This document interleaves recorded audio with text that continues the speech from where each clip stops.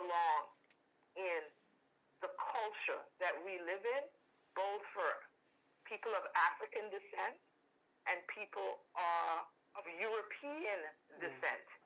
As one person once said to me, European Americans, is this concept that once you've been enslaved, you wear the mental barrier, stains. It's just, so slavery, almost 400 years ago, is still manifested in itself in a 16-year-old young woman in 2018. What I'd like to introduce to you is the concept of what I call cultural deprivation and cultural damage. And what is damage? Damage is the concept of physical harm. So there's been some physical harm done as a result of slavery that affects both cultures in this American society. It affects European Americans and those people of African descent. And the way that is manifested, this young woman encapsulated it on every level. She's both culturally deprived,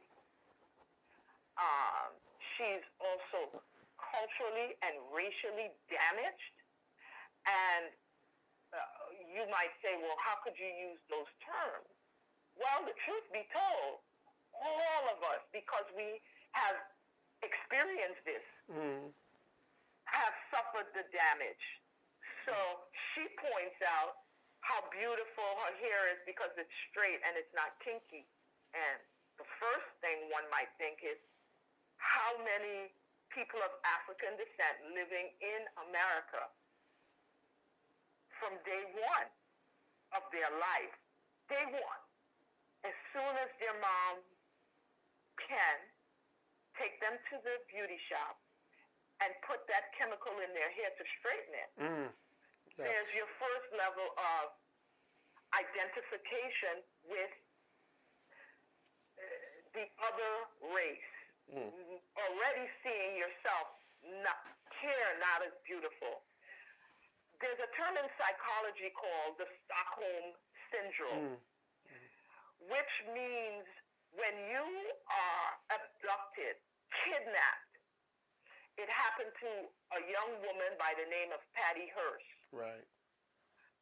There was a point where she identified with her kidnappers and became and represented what they wanted. She fell into that. She actually, they actually said she was running their crew to some extent. So that is, I put these thoughts out there. We can revisit it, but I wanted you to think about how cultural damage manifests itself in us all. So before we would start to judge this teenager, we would have to look at us as individuals and how we have been sold and again exploited, because she is on this very prominent show where, as I said earlier, 4 hours later, this thing was trending. It went viral, and everyone has an opinion of her. And so there's a concept which was started when a Caucasian woman by the name of Rachel Dozier, who was the head of the NAACP organization or something within that, where she was portraying herself as African American when she indeed was Caucasian and nobody knew. And then she was outed. So I want you to think about how this is not just impacting, it impacts the European Americans in American society as well as people of African descent.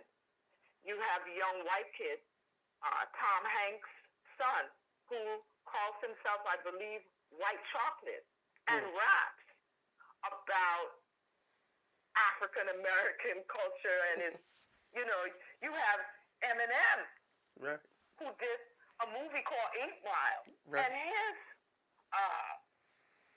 identifying with Black culture. So there is a lot going on for both.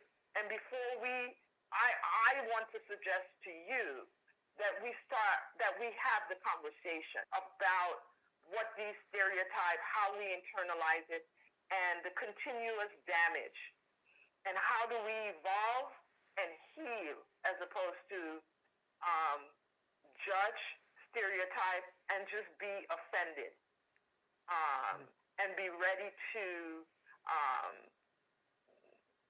cause more harm instead of trying to understand how does this affect us all. That's my 5 minutes. Your thoughts, how you think about it, how we train up the next generation, look at our own self and the way we self-hate because of this experience is something that I think the dialogue needs to continue. That's my more than 5 minutes. The extended 5 minutes. Thank you, Dr. D. That's Dr. D from Dr. D Daily. We look forward to the next one.